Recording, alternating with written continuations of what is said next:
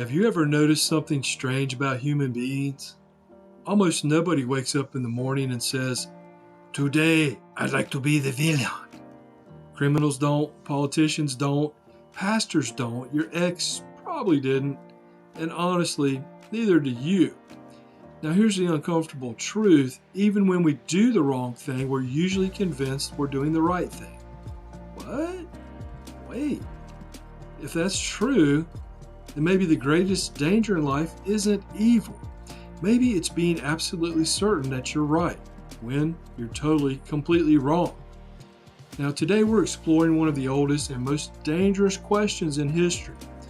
Why do good people commit terrible acts while believing they're doing good? Welcome to Holy Sorta, where we question everything, grow intentionally, and occasionally discover that we're the problem.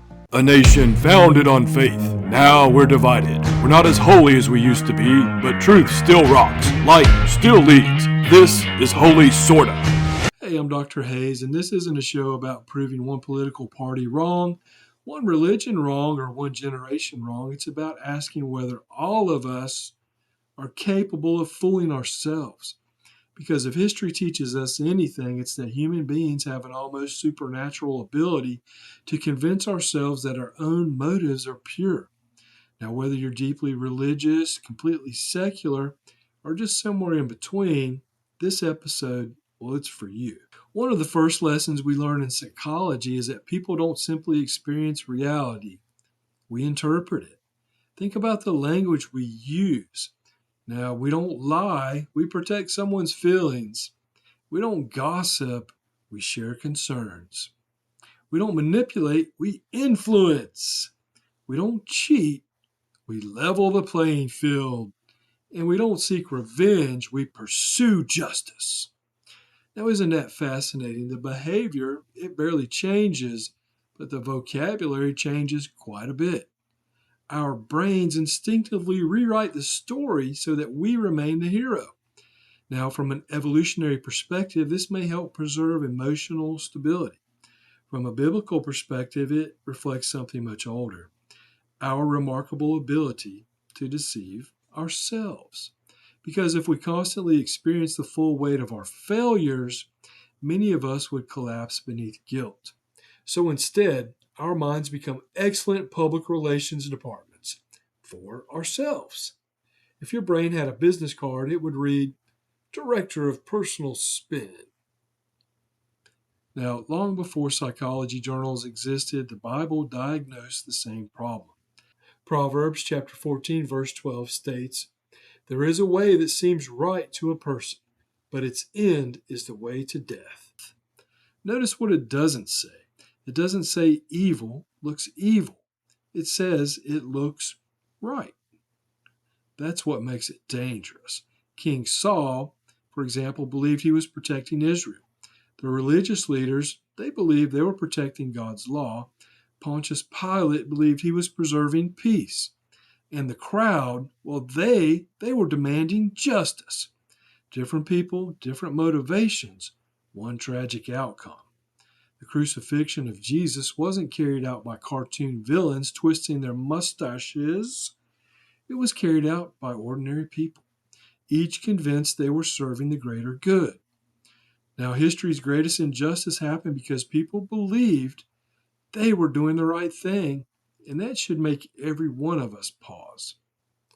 Now, before we start congratulating ourselves for being smarter than ancient people, let's fast forward.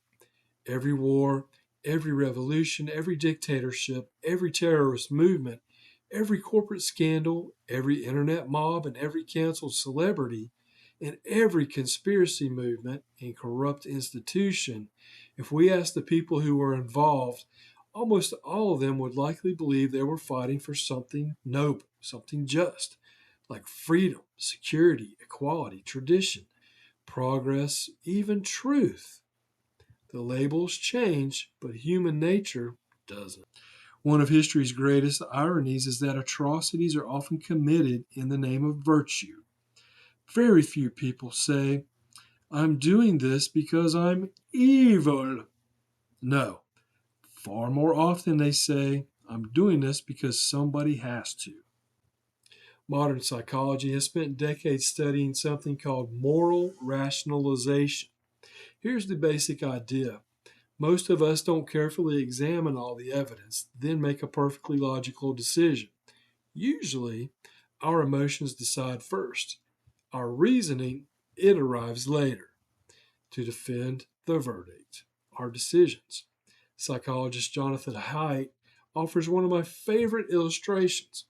Imagine your mind as a rider sitting on top of a massive elephant. The rider thinks he's steering. Most of the time, though, he's simply explaining where the elephant already wanted to go. Now, that's uncomfortable because intelligence doesn't automatically produce wisdom. Sometimes it simply makes us better attorneys defending our own bad decisions. In other words, the smarter we are, the more sophisticated our excuses become, which may explain why some of the world's brightest people have made some of history's worst decisions. IQ and humility, they're not the same thing. Now, let's poke everybody equally. Republicans, well, they believe they're saving America. Democrats, they also believe they're saving America. And independents, well, they believe they're saving America from Republicans and Democrats. Everyone thinks they're the responsible party. Everyone thinks the other side has collectively lost its mind. If you've ever found yourself saying, I just don't understand how anyone could vote for fill in the blank, well, then congratulations. You're experiencing exactly what millions of people are experiencing. It's funny until you realize that's exactly how societies like ours become extremely polarized, like we are. Not because everyone wants evil, because everyone believes they're defending good. History rarely divides itself into heroes and villains. It usually divides into competing stories, into competing talking points, where everyone thinks they're wearing the white hat of the hero. Now, let's be honest with ourselves. Christians don't get a free pass. Christian history and church history demonstrates both breathtaking compassion and heartbreaking failure. Christians, they helped build hospitals, but they also defended slavery. But then they helped abolish slavery. They founded universities, but resisted scientific discoveries, yet then pioneered many scientific fields. And, what's the lesson here? It's not that Christianity is false. The lesson is that Christians remain human. Faith doesn't eliminate self-deception. Sometimes it increases the temptation because now we can wrap our opinions in religious language and mistake our preferences for God's commands. Whenever anyone says, God agrees with me on absolutely everything, the best advice is probably to back away slowly because certainty without humility has rarely ended well. Now, that is exactly why this podcast is called Holy Sorta. Notice the second word, sorta. It's not wholly perfect. It's not wholly always right. It's wholly sorta. Because we're pursuing truth, but we're also acknowledging something incredibly important. We can still be wrong. That's not weakness, that's wisdom. Ironically, the people closest to genuine truth often become less arrogant, not more, because every new discovery reminds them how much remains unknown.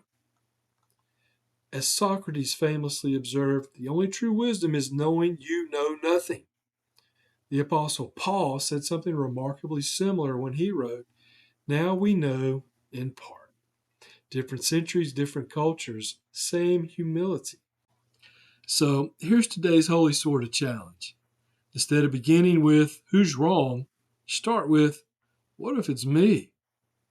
Before posting, pause. Before arguing, listen. Before assuming, investigate. Before condemning, remember this. Every generation believed future generations would admire them. Many, if not all, were wrong.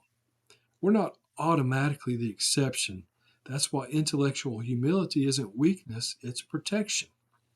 Because the moment we become absolutely certain we've outgrown self-deception has probably already won. Jesus Jesus asked one of the most psychologically profound questions ever recorded.